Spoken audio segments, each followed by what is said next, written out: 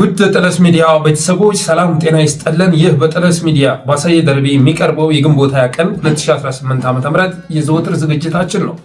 በዛሬው ዝግጅታችን በርካታ ሰበር መረጃዎችን፣ ወቅታዊ ጉዳዮችን፣ ዕለታዊ ፖለቲካ አጀንዳዎችን ወደ እናንተ የምናደርስ ይሆናል። ስለዚህ ጠለስ ሚዲያን ሰብስክራይብ በማድረግ እስከ ፕሮግራማችን ፍጻሜ ድረስ አብራችሁ ትቆዩ ዘንድ በአክብሮት ጋብዘን በቀጥታ ወደ ዕለቱ ፕሮግራም እናልፋለን።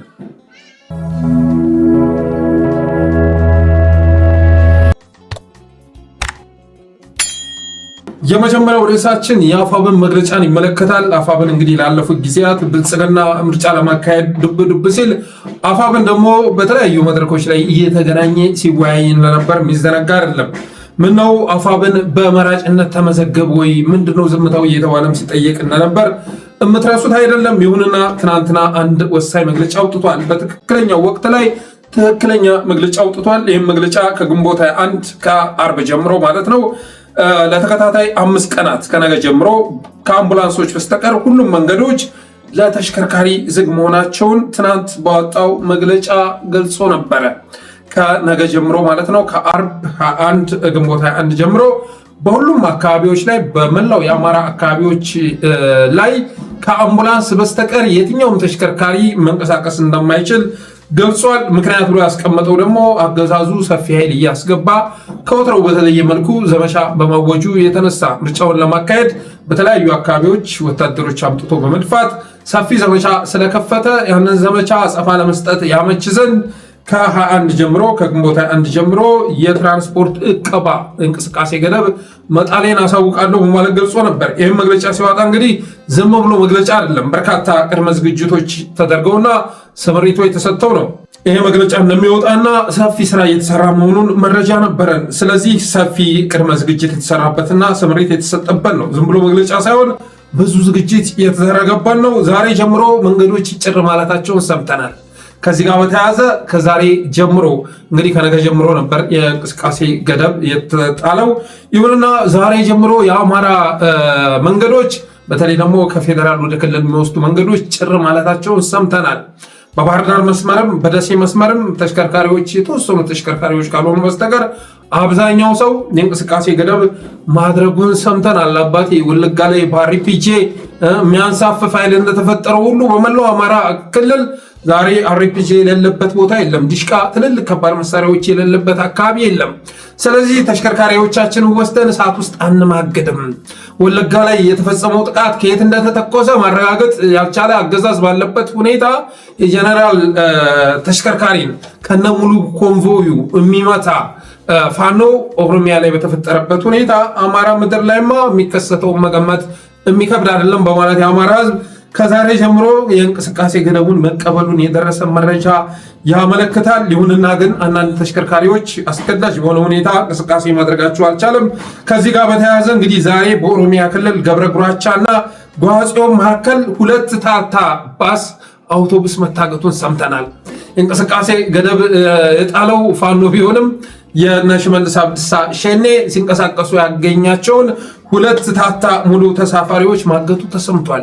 በነገራችን ላይ ከ2 ቀን በፊት በሰራው ፕሮግራም የጠለስ ሚዲያ ቤተሰቦች የምታስታውሱ ከሆነ አገዛዙ ምን ሊያደርግ ይችላል፣ ወለጋ ላይ ላስተናገደው ጉዳት ምን አይነት አጸፋ ሊሰጥ ይችላል በሚል ርዕስ ባቀረብኩት ትንታኔ ላይ አንደኛ ንጹሃን እንዲጨፈጭፍ ይችላል፣ በቀጣይ ወለጋ ንጹሃንን ከታጣቂ ሳይለይ እርምጃ ሊወስድ ይችላል፣ ሁለተኛ ደግሞ ገብረ ጉራቻ አሊዶሮ አካባቢ እገታውን ያጧጡፋል በማለት ተናግሬ ነበር። ኦኤምኤንም ያንን መንገድ ለመጥረግ ከጎጃም 600 ፋኖ ወለጋ ገብቷል የሚል ዘገባ እየሰራ ነው። ስለዚህ በቀጣይ አሊዶሮ ላይ እገታ ጠብቁ በማለት ተናግሬ ነበር። የአገዛዙ አጸፋ ምን ሊሆን ይችላል በቀጣይ በሚለው ጉዳይ ላይ አንዳንድ መረጃዎችን ወደ እናንተ ሳደርስ ንጹሃን ላይ ያነጣጠረ የጅምላ ጠረጋ ሊያካሄድ ይችላል። በወለጋ ምድር ላይ ንጹሃን ላይ ያነጣጠረ በከባድ መሳሪያ የታገዘ ጥቃት ሊፈጽም ይችላል። በተመሳሳይ መልኩ አሊዶሮም ላይ እገታውን እንደ አዲስ ይጀምራል። ምክንያቱም የኦኤምኤንን ዘገባ አይታችሁ ከሆነ ከ600 በላይ የጎጃም ፋኖ ወለጋ ውስጥ ገብቶ እየተርመሰመሰ ይገኛል በማለት ዘገባ ሰርቷል። ኦኤምኤን አገዛዙ አደጋ ላይ ሲወርቅ ከፋና ከኢቲቪ በፊት ቀድሞ የሚደርሰው እሱ ነው። ስለዚህ ጎጃምንም ታርጌት ለማስደረግ 600 ፋኖ ቢዛሙ ጋር ተቀላቅሎ እየተንቀሳቀሰ ይገኛል ብሏል። ስለዚህ በቀጣይ አሊዶሮ ላይ አማራውን የማሳገስ ስራ ኦህዴድ ሊሰራ ይችላል። እንደሰማችሁት ነው። ይህንን አገዛዝ ካወቅነው ቆየን እና የተናገርነው ነገር ቃል በቃል የተናገርነው ነገር ነው ተግባራዊ የሆነው። እኛ ብናውቀውም ግን ህዝቡ ይህን አገዛዝ ጠንቅቆ ባለመረዳቱ የተነሳ ከሳምንት በፊት አንድ ተሽከርካሪ ሙሉ ተሳፋሪዎች ከታገቱበት ስፍራ ላይ ዛሬ ሁለት ባስ ሙሉ ተሳፋሪ መታገቱ ተሰምቷል። በጣም እኮ ነው የሚገርመው። እንዲህ ያለ እርኩስ የሆነ አገዛዝ ታዲያ ምረጡኝ እያለ ይጮህ ይዟል። ምረጡኝ ይላል። በቀጣይ 5 ዓመታትም በስፋት እንዳግታችሁ፣ በስፋት እንድገላችሁ፣ በስፋት እንዳደህያችሁ ምረጡኝ እያለ ይገኛል። ግን ይህን እንደሚያደርግ ደግሞ አስቀድመን ተናግረን ነበር። የሚገርማችሁ ይሄ ነው እንዴ? ይህ እኮ አይደለም የሚገርመው። ከሳምንት በፊት አንድ ተሽከርካሪ ሙሉ ተሳፋሪ ከታገተበት ቦታ ላይ ዛሬ 2 ተሽከርካሪ ሙሉ ህዝብ መታገቱ እኮ አይደለም የሚገርመው። ትግራይ ክልል ላይ የሾምኩት ፕሬዝዳንት ታገተብኝ የሚል መንግስት እያየን እንገኛለን። በጣም እኮ ነው የሚያስቀው። በጣም እኮ ነው የሚገርመው። ቢያንስ እንኳ ዜናውን ቢደብቁት ምን አለበት? አፍሪካ ኢንተለጀንስ ዘገበ። የት ነው? የጀርመንና የፈረንሳይ መጽሔት የሆነው አፍሪካን ኢንተለጀንስ ሀቀኛው መጽሔት ዘገበ። የትግራይ ክልል ፕሬዝዳንት መታገታቸው ተነገረ እያሉ የብልጽግና ሚዲያዎች ትናንት ሲያራግቡ እነዚህ ሰዎች መቼም 30 ዓመት 40 ዓመት ብታቆዩቸው መቼም መንግስት እንደማይሆኑ ትረዳላችሁ። ድንጋይ በውሃ ውስጥ ዘመን ስለኖረ ተዘፈዘፈ እንጂ መች ዋና ተማረ፣ ወይም ደግሞ መልቅ በውሃ ውስጥ ዘመን ስለኖረ ተዘፈዘፈ እንጂ መች ዋና ተማረ የሚል ስንኝ አለ። እየሆነ ያለው ይሄንን ነው። ኦህዴድን 40 ዓመት ቤተ መንግስት ውስጥ ብታስቀምጡት በታሪክ መንግስት ልታደርጉት አትችሉም። ፕሬዝዳንት ታገተብኝ ይላችኋል፣ ህዝብ እንዲያስለቅቅለት ማለት ነው። ህዝብ እንዲያስለቅቅለት ፕሬዝዳንት የታገተ እያለ እየጮኸ ይገኛል። ይሄን ደግሞ የነገረው ማን ነው? መታገቱን የነገረው አፍሪካ ኢንተለጀንስ ነው የነገረው። የውጭ ሀገር መጽሔት ነው የነገረው፣ መረጃውንም የነገረው ማለት ነው። እና እንደዚህ አይነት እንኩትኳቾች፣ የመጨረሻ ማፈሪያዎች፣ መናገር ያለበትንና የሌለበትን እንኳ የማያውቁ ህዝብን ከእገታ ነፃ ሊያወጡ ሊያስለቅቁ ይቅርና ፕሬዝዳንት ታገተ እያሉ ለህዝብ ዜና የሚሰሩ እንኩትኳቾች የኢትዮጵያ ህዝብ ተአዝሎ እስከ መቼ ድረስ ነው የሚኖረው? እስከ መቼ ድረስ ሊኖር ይችላል?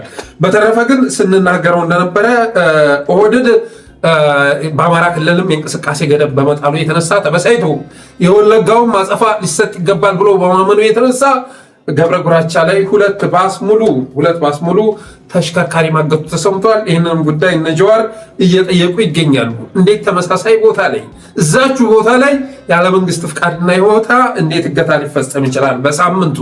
ከሳምንት በፊት 1 ባስ ሙሉ ህዝብ መታገቱ አልበቃ ብሎ ዛሬ 2 ባስ ሊታገት የቻለው እንዴት ነው በማለት እየጠየቁ ይገኛሉ።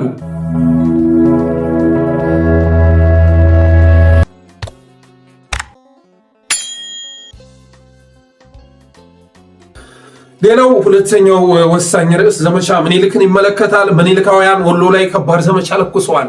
ከባድ ዘመቻ፣ ምናልባትም ከዘመቻ አባናዶ ጋር ሊወዳደር የሚችል ዘመቻ ለኩሰዋል። አባቴ ይህንን ዘመቻ ሲያውጁ የሰማ አልነበረም። የውጭ ኃይል አልሰማም፣ ሚዲያው አልሰማም፣ አክቲቪስቱ አልሰማም። ቤታቸውን ዘግተው ከተነጋገሩ በኋላ ዛሬ በሁሉም አካባቢዎች ላይ ከባድ የሆነ ዘመቻ ማወጃቸው ተሰምቷል። በሁሉም ወረዳና ቀበሌ ሩጫው በርክቷል ይላል የደረሰ መረጃ። ብአዴን እያለከለከ ይገኛል። የደሴም የደቡብ ወሎም አመራር ሰሜን ሸዋና አዲስ አበባ ገብቷል ይላል የደረሰ መረጃ። አማራ ክልል ላይ ተቃዋሚ ገብቶ ሊወዳደር ይቅርና ብአዴንም እየሮጠ ይገኛል። ከቀናት በፊት እነ እሸቱ የሱፍ እነ ዘላለም መንግስቴ ምርጫውን በአግባቡ ለማካሄድ ምርጫውን ያለምንም ጸጥታ ጉድለት ለማካሄድ ዝግጅት አድርገናል እያሉ ሚዲያ ላይ ሲለፈልፉ ነበረ። ከምርጫ በኋላስ ብሎ የአማራ ህዝብ ደግሞ ይጠይቃል። ምርጫውን በአግባቡ ለማካሄድ ነው እንጂ ከምርጫ በኋላ ሰላማዊ ሀገር ለመመስረት ሰላማዊ ክልል ለመመስረት ተዘጋጅተናል አይደለም የሚለው። ምርጫዋን በአግባቡ ለማካሄድ የሚያስችል ዝግጅት አድርገናል እያሉ ሲናገሩ ነበር። ያ ዝግጅት ፈራርሷል። አፋብን በጣሉ የእንቅስቃሴ ገደብ እና ዛሬ በታወጀው ዘመቻ ፈራርሷል ማለት ይቻላል። ደሴ ዛሬ እየተሽኮረመመች ትገኛለች። በፋኖዎች ልትጨበጥ ዳርዳሩ ላይ ከባድ የሆነ ተኩስ እየተሰማ መሆኑን ሰምተናል። ይህንን ፕሮግራም ቀረጻ በምናካሄድበት ሰዓት ላይ እስካሁን ድረስ ገቢ ያልተደረገች ቢሆንም ዛሬ ግን መያዙ አይቀርም የሚል መረጃ ደርሶናል። ሰፊ የሆነ ዘመቻም ተለኩሷል። ደሴ ደቡብ ወሎ ላይ ያለ አመራር በሙሉ ዞኑን ጥሎ ወደ ሰሜን ሸዋና ወደ አዲስ አበባ መግባቱ ተሰምቷል። ዘንድሮ መቼም እንደ ምኒልክ አማራን ያኮራ የለም። ብቻቸውን አማራ ወክለው መቆም የሚችሉ ኃይሎች ሆነዋል። የትኛውንም ህዝብ ብታመጣ ምኒልክ ፊት መቆም የሚችል የለም። ይህንን እንናገራለን። ሀቅ ስለሆነ የስራቸው ውጤት ስለሆነ ምኒልካውያን ዘንድሮ እነሱ አማራን ያኮሩትን ያህል ሌላ ቦታ ላይ ተመሳሳይ አይነት እንቅስቃሴ አይተናል ማለት አንችልም።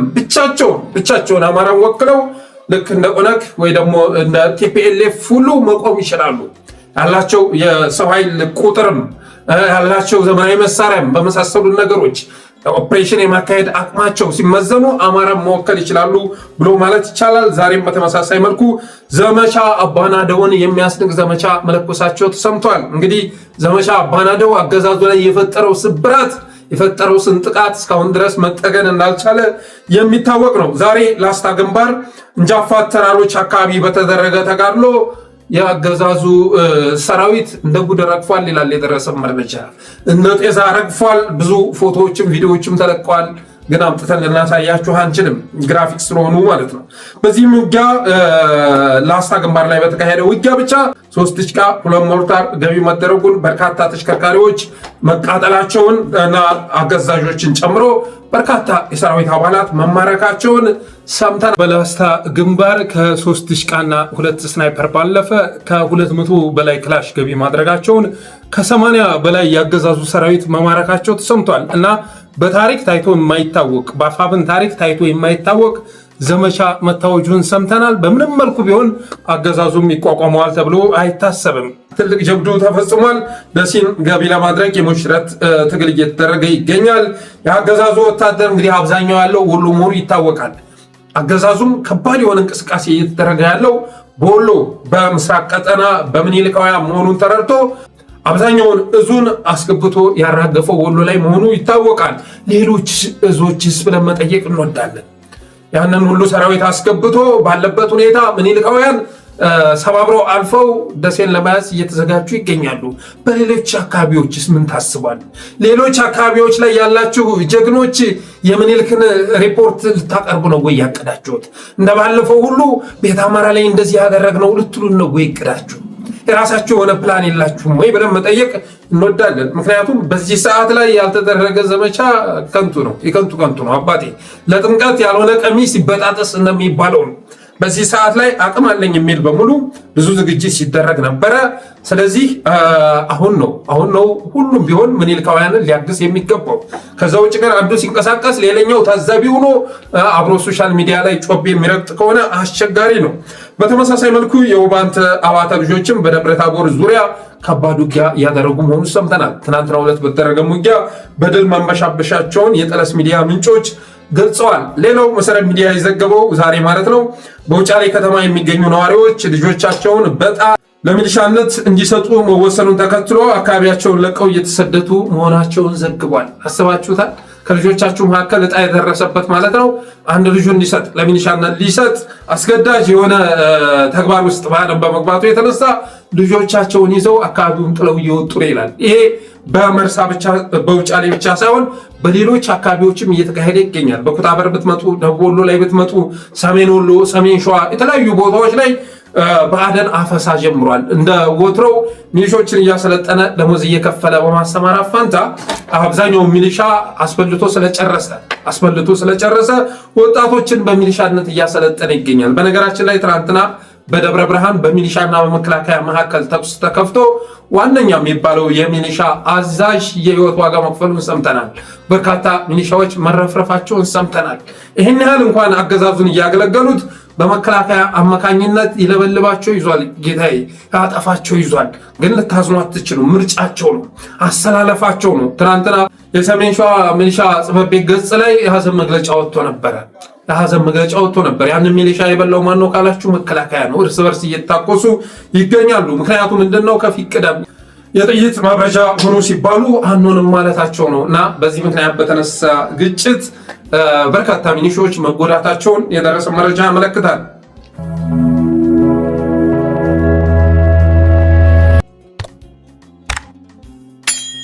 ሌላው የኢሃፓና የእናት ፓርቲን ጉዳይ ይመለከታል። አንከር ሚዲያ መሳይ መኮንን ማለት ነው ቃለመጠይቅ አድርጎላቸዋል።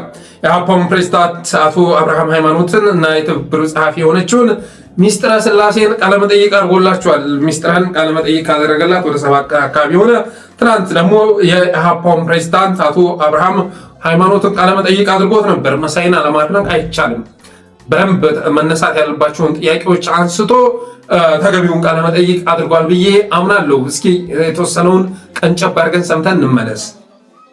ምርጫ ላይ ተሳትፈን እናሸንፋለን የሚል አስተሳሰብ፣ አመለካከት፣ አቋም ያለው አባል ይዛችሁ ነው ፓርቲውን ያንቀሳቀሳችኋል። በዚህ ደረጃ የፖለቲካ ባይተዋር የሆነ እንዲህ አይነት መረዳት ያለው ሰው ሐሳቡን በነፃነት እየገለጸ የፓርቲውን ህልውና እናስቀጥላለን ብላችሁ እውነት ታስባላችሁ? አብርሃም ለአቅመ ፖለቲካ ያልደረሱ ሰዎችንም ሰብስባችሁ እንግዲህ ትግል ብላችሁ ገብታችኋል። ግን እናንተ ኃላፊነት ያለባችሁና ለቃላችሁ ታማኝ እንድትሆኑ ህዝብ የሚጠብቅበት አንድ ጉዳይ አለ።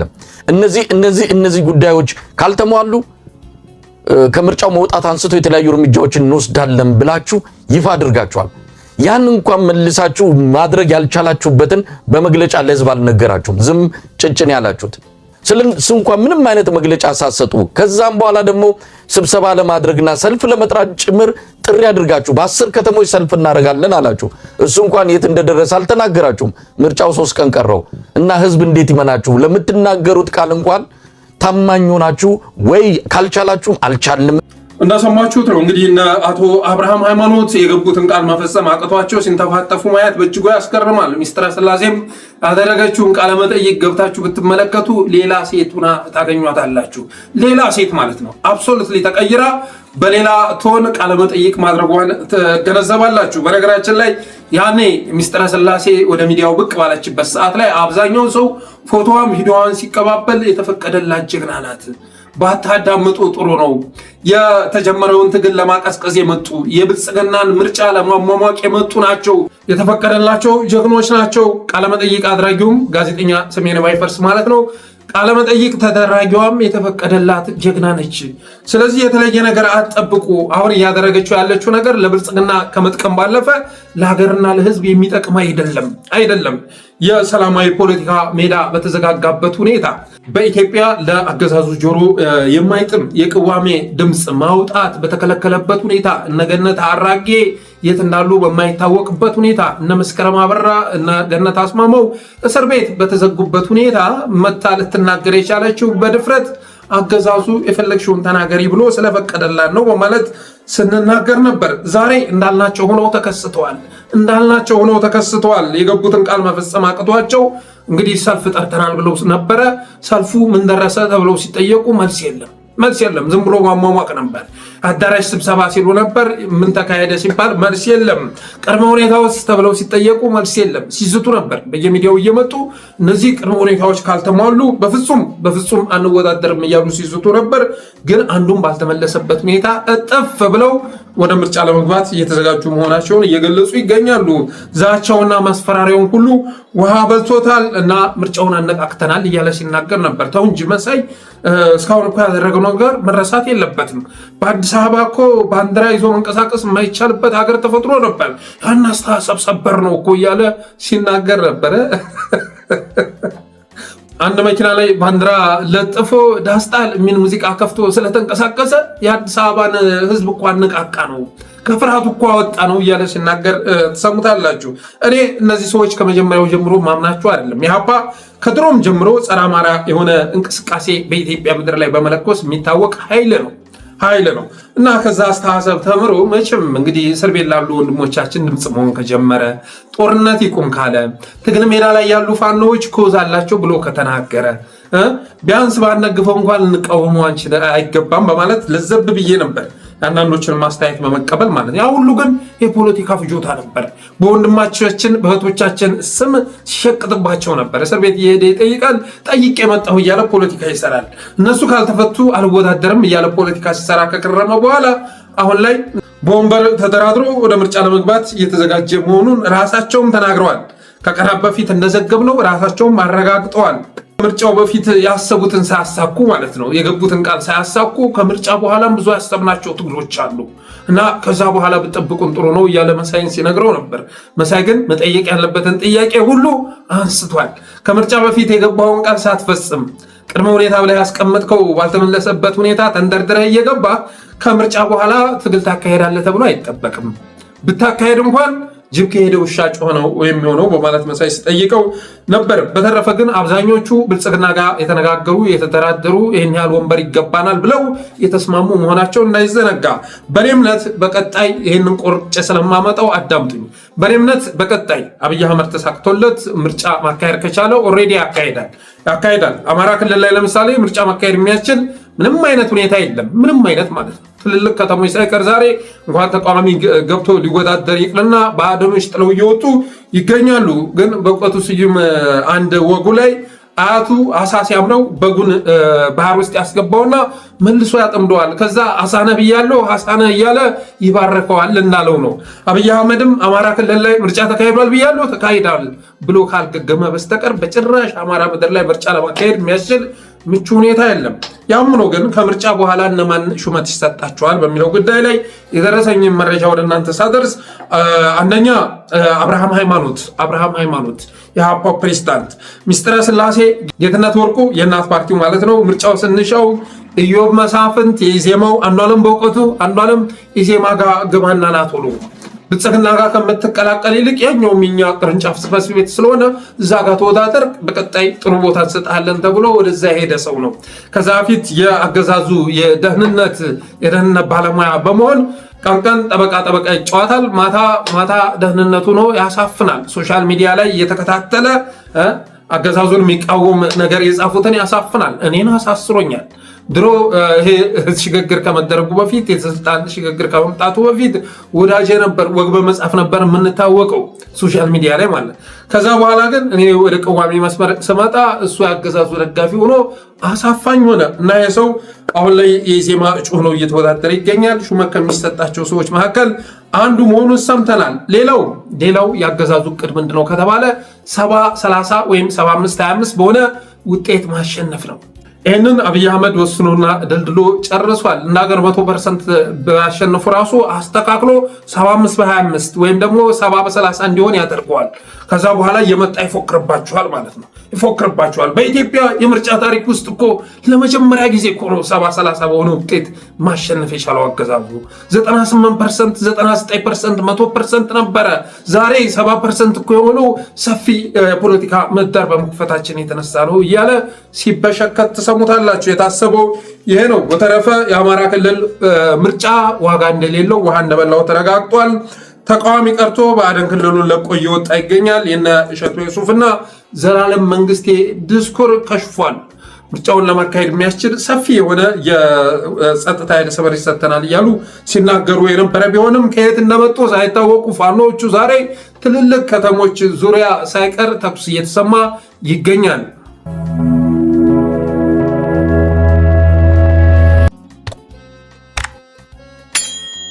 ሌላው እንግዲህ ከቀናት በፊት አንድ ትንቢት ወደ እናንተ አድርሼ ነበር። የፕሮስፐሪቲ ጎስፕል አቀንቃኝ የሆኑ መምህራን ተብዬ ሐሳውያን በየቀኑ እየመጡ ትንቢቱን ያሽጎደጉዱት ይዘዋል። በየቀኑ ማለት ነው። ገነት ተረስቶ መጽሐፍ ቅዱስ ተረስቶ አባቴ ፖለቲካ ሆኗል የሚወራው ፖለቲካ ሆኗል። እና ከቀናት በፊት አንድ እናት ተናገረችውን ትንቢት ወደ እናንተ አድርሼ ነበር። ያ ትንቢት በአሁኑ ሰዓት ላይ ወደ ድርጊት እየተቀየረ መሆኑን የሚያሳዩ ነገሮች ስለወጡ እስኪ ሰምተን እንመለስ። ዶክተር አብይ ቅድም እንዳልደግሜ የምናገረው ጥንቃቄ አርግ። እህታችን አዳነች አቤቤ ጥንቃቄ አርጉ። እግዚአብሔር እናንተ መስሎ በውስጣችሁ ላይ የተስማሙ መስሎ ክፉ ሰዎች አሉ። ልክ ሲደርስ እንገለብጣለን አሉት። ክፉ የተመከሩት እጆች እግዚአብሔር ይገለብጣቸዋል። ፓርቲዎች ወንድሞቼ፣ ማንም የኬፋ ያጵሎስ ወንድሞቻችን ናቸው። ጊዜያችሁን ጠብቁ። አትሻሙ። ከእግዚአብሔር ጋር አትተላለፉ። እንደሰማችሁት ነው። ዘመኑ እንግዲህ የአጭበርባሪዎች ነው፣ የሐሳውያን ዘመን ነው። ለነሱ ምቹ የሆነ አገር ብልጽግና ፈጥሮላቸዋል። አባቴ ዛሬ በመንበጫበጩ የተነሳ አገዛዙ በመፍራቱ የተነሳ የሚመራውም በነሱ በመሆኑ የተነሳ ዛሬ በአደባባይ በየሚዲያው ብቅ እያሉ ማንነታቸውን ያሳዩን ይዘዋል። እንግዲህ ከቀናት በፊት እህታችን አዳነች አቤቤና ጠቅላያችን አብይ አህመድ ወይ ጥንቃቄ አድርጉ፣ እናንተም መስለው የተስማሙ መስለው ከጎናቸው የተቀመጡ አሉ፣ ጊዜ ሲደርስ የሚገለብጡ ከጎናቸው ተቀምጠዋል፣ ስለዚህ እነሱም ገለል አድርጉ የሚል ትንቢት በመተላለፉ የተነሳ በዚህ መሰረት ዘንዘሪጡ ከፋና የቦርድ ሰብሳቢነት መነሳቱን መሰረት ሚዲያ ዘግቧል። መሰረት የዘገበው እንግዲህ ከፋና የቦርድ ሰብሳቢነት መነሳቱን ነው። ለምንድነው የተነሳው ብዬ ሳስብ ግን ከዚህ የተሻለ ምክንያት ሊመጣልኝ አልቻለም።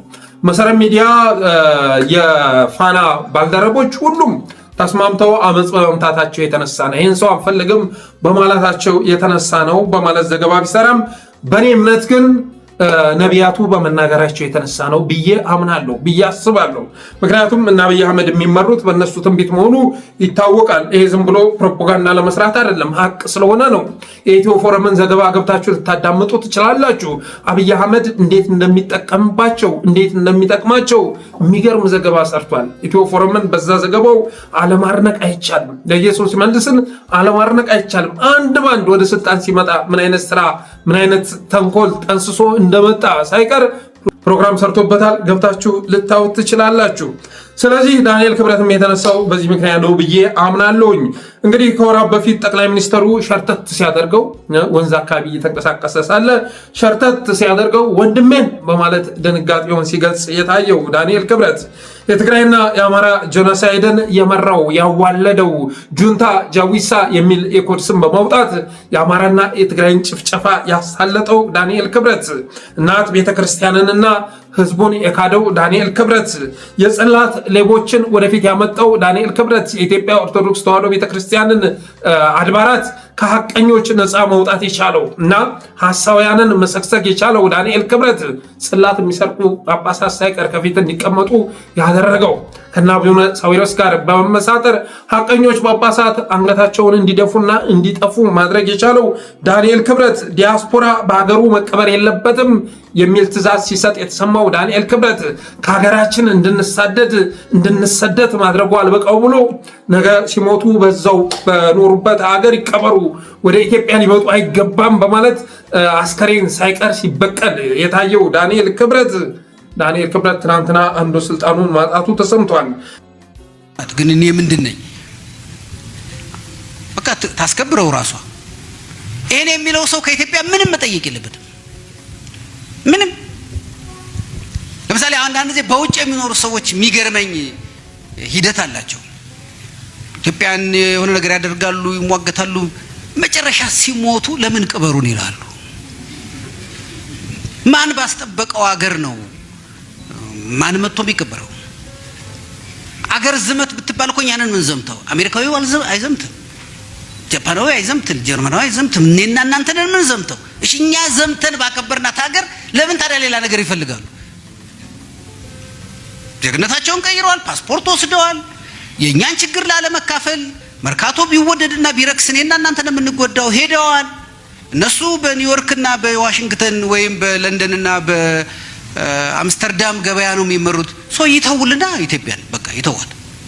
በቀጣይ ከአማካሪነቱም ጭምር ሊጠልዙት ይችላሉ፣ ሊያባረሩት ይችላሉ። ምክንያቱም ዳንኤል ክብረትን አብይ አህመድ እስከሚፈልገው ድረስ እስከ መጨረሻው ጠብታ ድረስ አላምጦ ተጠቅሞበታል። እስከ መጨረሻው ድረስ አሁን ላይ ነው ሊጠቀም የሚችለው አብይ አህመድ እነ ዳንኤል ክብረትን በማባረር የተወሰነ ጭብጨባ መሸመት ይችላል። ከተጠቀመ በኋላ በማስወገድ ማለት ነው። እና አገልግሎታቸውን የጨረሱ የመጨረሻ ህዝባዊ ቅቡልነታቸውን እስኪያጡ ድረስ የረከሱ ሰዎች በመሆናቸው የተነሳ የአብን የኢዜማ የመሳሰሉ ሰዎች ጋር ዳንኤል ክብረትን ማባረሩ ለአብይ አህመድ ያለው ጠቀሜታ ሰፊ ነው ማለት ይቻላል። እንግዲህ ያኔ ዳንኤል ክብረት በተሾመበት ጊዜ ላይ ዶክተር ደሳለኝ ጫኔ ቅሬታውን አሰምቶ ነበረ። አንደኛ የትምህርት ደረጃው አልተገለጸም። ምን ነው የመጀመሪያ ዲግሪያቸውን እዚህ ትምህርት ቤት እዚህ ዩኒቨርሲቲ ተማሩ፣ ሁለተኛ ዲግሪያቸውን እየተባለ የማይገለጸው ለምንድን ነው? በምታቀርቧቸው እጩዎች የትምህርት ደረጃ ታፍራላችሁ ወይ? በማለት ዶክተር ደሳለኝ ጫኔ ጠይቆ ነበር። በእርግጥም ብልጽግና ያፍራል። ካሙዙን ሲያቀርብ እኮ የመካከለኛ የትምህርት ደረጃ ብሎ ነው ያስቀመጠው። 7ኛ ክፍል 6ኛ ክፍል ብሎ አስፈርቶት አሳፍሮት መካከለኛ የትምህርት ደረጃ ማለት ነው ያስቀመጠው። ለትምህርት ደረጃ ያላቸው አመለካከት ራሱ ይገርማቸዋል። 6ኛ ክፍልን ያቋረጠ ሰው መካከለኛ ደረጃ ላይ የተቀመጠ ከተባለ 12ን ያጠናቀቀማ ከፍተኛ የትምህርት ደረጃ ተብሎ ሊገለጽ ነው ማለት ነው። የሆነ ሆኖ ያኔ ዶክተር ደሳለኝ ጫኔ የትምህርት ደረጃው አልተገለጸም። ሹመቱንም እቃወማለሁ። ለማህበራዊ ዘርፍ አማካሪነት የማይመጥኑ ናቸው። ዳንኤል ክብረት ተጨማሪ ሹመት ሊሰጣቸው ይቅርና ለአማካሪነት የማይመጥኑ ናቸው። ራሳቸው ምክር የሚያስፈልጋቸው ናቸው። የጦርነት አሳላጭ ሆነዋል። ይህም ባህሪያቸው በዓለም አቀፍ ደረጃ ጭምር ታውቆ በስቴት ዲፓርትመንት ሳይቀር የጦርነት አሳላጭ በመሆናቸው የተነሳ ስማቸው የተጠቀሰ ሰው ናቸው።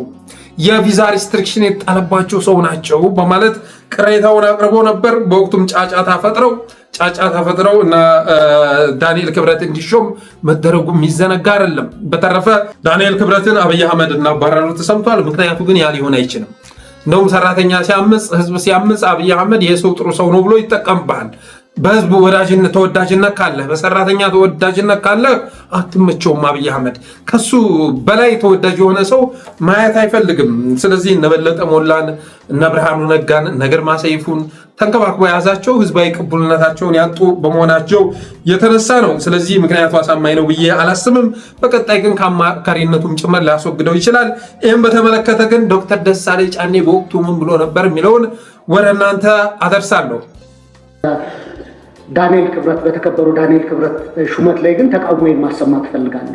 ቅርብ ጊዜ የመንግስት ተሿሚ ከሆኑ በኋላ ግን እያደረጉት ያለው እንቅስቃሴ ላሉበት የጠቅላይ ሚኒስትሩ የማህበራዊ ጉዳይ አማካሪነት ማይመጥፍ በዋነኝነት የጦርነት ፕሮፓጋንዳ አሳላጭና አቀጣጣይ ሆነው አግኝቻቸዋለሁ ብዬ አስባለሁ። በዚህ በጣም አዝናለሁ። ይህ ጉዳይ ባይዘወይ የእኔ ጀጅመንት ብቻ ሳይሆን የአሜሪካ ስቴት ዲፓርትመንትም አደገኛና አሳሳቢ ፕሮፓጋንዳ የሚቀሰቅሱ ብሎ ከዚህ አይነት ድርጊታቸው እንዲታቀቡ ብሎ መግለጫ ያወጣባቸው ናቸው።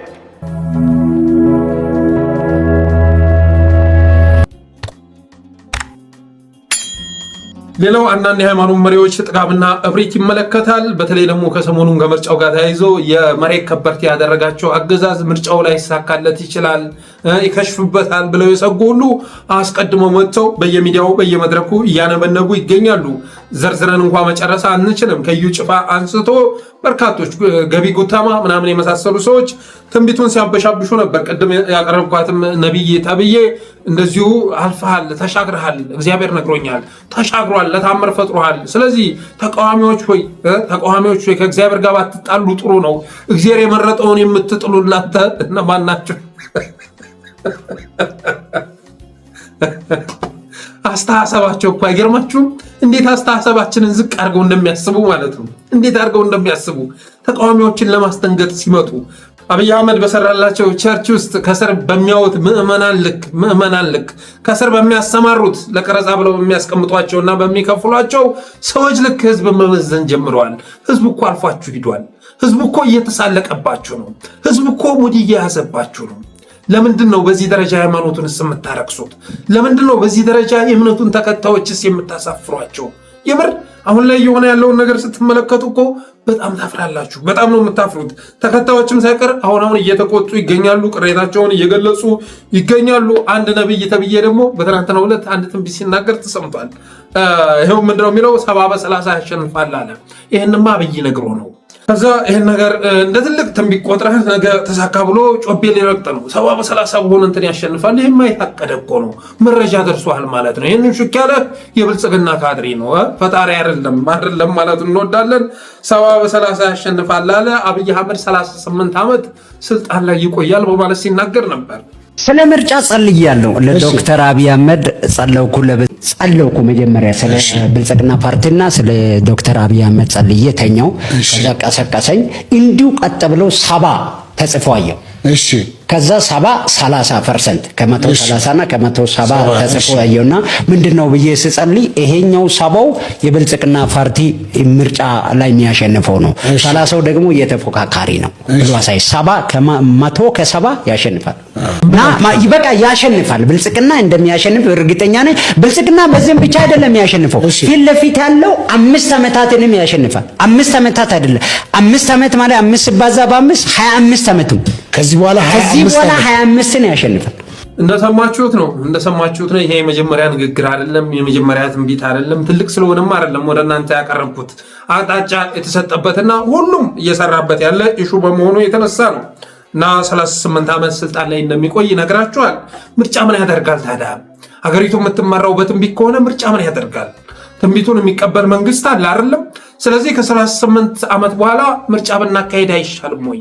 ምን ያደርጋል ብለን መጠየቅ እንወዳለን ህገ መንግስትስ ምን ያደርጋል ህገ መንግስት የሚያስፈልገው እኮ የመንግስትን እድሜም ለመወሰንም ለመንግስትም ህግ ለማውጣት ጭምር ነው አይደለ ስለዚህ ሀገር የምትመራው በእናንተ ትንቢት ከሆነ ይሄ ሁሉ ምን ያደርጋል ብለን መጠየቅ እንወዳለን በተረፈ እነዚህ ሰዎች ትንቢት ከምን እንደሚቀዳ ለማወቅ ከፈለጋችሁ እንዳልኳችሁ የኢትዮ ፎረምን ዘገባ ገብታችሁ ብታወጥሩ ነው አብይ እንዴት ወደ ስልጣን እንደመጣ ስለተሰጣቸው ገንዘብና መሬት አጠቃላይ ዝርዝር መረጃ ማውጣቱን ትገነዘባላችሁ ሄዳችሁ ብታወጥ ማለት ነው እና እንደምታወጥ ደግሞ የሚያጥሩትን መሬት ይሄን ይመስላል የሚያጥሩትን መሬት ኮንዶሚኒየም ለተለያዩ ነገሮች ተብለው የተዘጋጁ ክፍት ቦታዎችን በዚህ ደረጃ እያጠሩ እየወረሩ ይገኛሉ አባቴ ለዛ ነው በየመድረኩ በየሚዲያው እየመጡ አይናቸውን ፍጥጥ አድርገው የመጨረሻ የወረደ ነገር የሚናገሩት አገዛዙ ያደረገላቸውን ነገር ለመክፈል ነው ውለታውን ለመክፈል አቅደው ነው የመጨረሻን ኩትኳቸው እንደና ድና ሙፍቲ አሜን ይላሉ አይታችኋል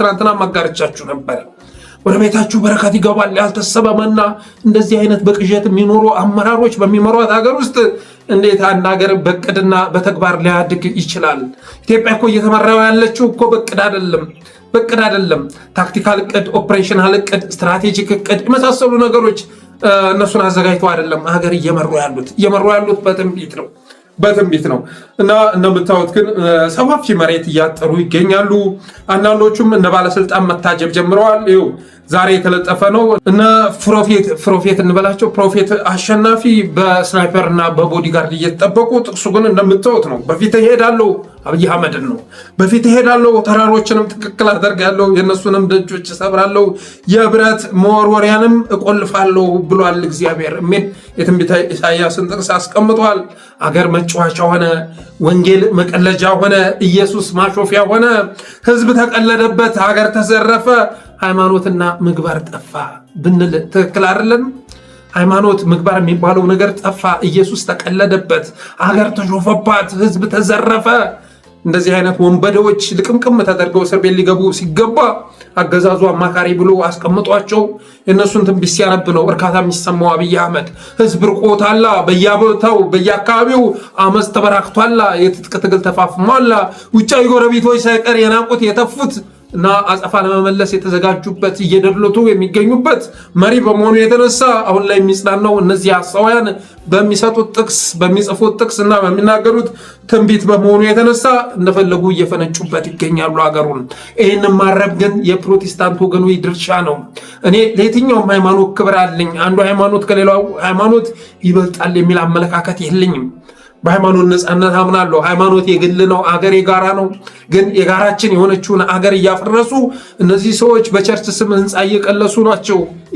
ናቸው ደም እያፋሰሱ ናቸው ባልሆነ ነገር ውስጥ መንግስትን እየመሩ ይገኛሉ ባልሆነ ጎዳና ውስጥ አገርን እየከተቱ ይገኛሉ እነዚህን ሰዎች መገሰጽ የእናንተ ድርሻ ነው በየትኛውም ዘመን እንዲህ አይነት ነገር ተከስቶ አያውቅም በየትኛውም ዘመን አጼዎቹ ከኦርቶዶክስ ጋር አብረው ይሰራሉ በሚባልበት ዘመን እንኳን በዚህ ደረጃ ፖለቲካ ሰርተው አያውቁም ሀገር ስትወረር ከኋላ ተከትለው አብረው ከመዝመት ባለፈ በዚህ ደረጃ ለአገዛዙ የሰበኩበት ጊዜ ታይቶ አይታወቅም ቢሰብኩ እንኳን ወቅቱ ነው ዘመኑ ነው በዚህ ባለንበት ዘመን ግን መንግስትና ሃይማኖት የተለያዩ ናቸው ተብሎ በተጻፈበት ዘመን ላይ እንደዚህ አይነት ስራ ሲሰራ ማየት በእጅጉ ያሳዝናል። በተረፈ ግን አንዳንድ የእምነቱ ተከታዮች ሳይቀሩ ይህን ተግባር እያወገዙት ይገኛሉ። ስለዚህ አንድ ወንድማችን የተናገረውን ንግግር ወደ እናንተ ከማድረሴ በፊት ለዛሬ ያለኝ ፕሮግራም ይሄ መሆኑን መግለጽ እወዳለሁኝ። አብራችሁ ስለቆያችሁ አመሰግናለሁ። የጠለስ ሚዲያ ሜምበር ሰብስክራይበር በመሆን ስቲከሮችን በማበርከት ሚዲያችሁን አበረታቱ ብዬም የዛሬ ዝግጅቴን እቋጫለሁ። ክበሩልኝ። እንደዚህ ጠባቂና እረኛ እንጣ እንደ ጎበዝ እንደዚህ የማንም መጫወቻ እንውል እንደ ጎበዝ እንደ በስብከት ሞኝነት ኢየሱስን ተቀብለን ጭምት ሆነን እንጂ እኮ ጎበዝ እንዴት ነው እየታየን ያለ ነው? ውሃ ዘልዝለን እኮ የሰቀለን አራዶች እኮ ወደ ጌታ ቤት መተን እኮ ነው የማንም ውርጋጥ መጫወቻ ይሆን ነው። አሁን እዚህ የሐሰተኛ ነቢያት ጉዳይ አሁን ነቢይ ጭሮ የሚባል አንድ ነገሩ ነብይ የእግዚአብሔር ነብይ አይደለም፣ ግን የባውል ነብይ ነው። የሐሰተኛ ነብይ የጣዖት ነብይ ነው ሰውየው። ስለ ምርጫ የተናገረው ነገር የአሁኑንም ምርጫ የሚቀጥለውንም ገና የሚመጣውንም ምርጫ ኤክስ ያሸንፋል ምናምን አይነት ጨዋታ ይጫወታል። እኔ ማንም ያሸንፍ ጉዳይ አይደለም፣ ግን ይሄ ህገ መንግስትን በሟርት እንደመናድ ይቆጠራል። መታሰር ያለበት ሰው ነው። በነገራችን ላይ በጣም እኮ ነው የሚደንቀው። እንዴት አይነት እብደት ውስጥ ነው ያለ ነው? ወንጌል አማኙ አረ ጠባቂ አተናል። እንዴት አይነት እብደት ውስጥ ነው ያለ ነው? ከኛ ከወንጌል እምነት ውጭ ያላችሁ ምን እንደሚሰማችሁ አላውቅም። ወንጌል አማኙ ግን አረባካችሁ እንዴት ነው እንደዚህ አይነት የሐሰተኛ ነቢያቶች ጉዳይ እኮ እኛም በማህበረሰብ ውስጥ እኮ ተሸማቀን እንድንኖር እኮ ነው እየሆነ ያለ ነው። ጎበዝ እንዴት ነው ይሄንን ማውገዝ ያቃተን? እንዴት ነው ይሄንን ከሐሰተኛ ትምህርትና ትንቢት የሚጠብቀን ተቋም ያጣ ነው? እንዴት ነው